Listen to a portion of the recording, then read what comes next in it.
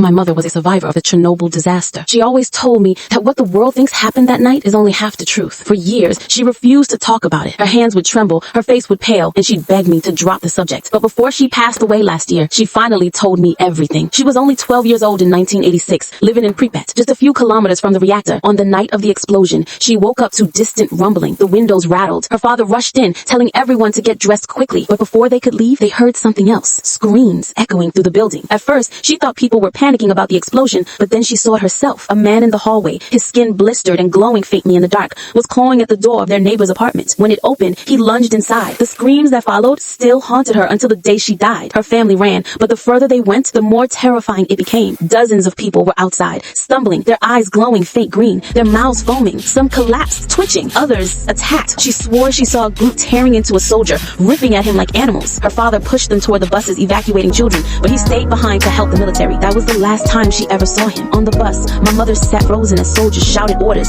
trying to keep the infected away. Through the window, she saw shadows darting across the streets of Pripyat, more and more of them turning, changing. The last thing she remembered before passing out was the sky glowing a sickly green above the burning reactor. Years later, she told me the government didn't just evacuate because of radiation. They evacuated because something else was spreading, something uncontrollable, and they covered it up. She grabbed my hand the night before she died and whispered, Chernobyl wasn't an accident. It was a containment attempt.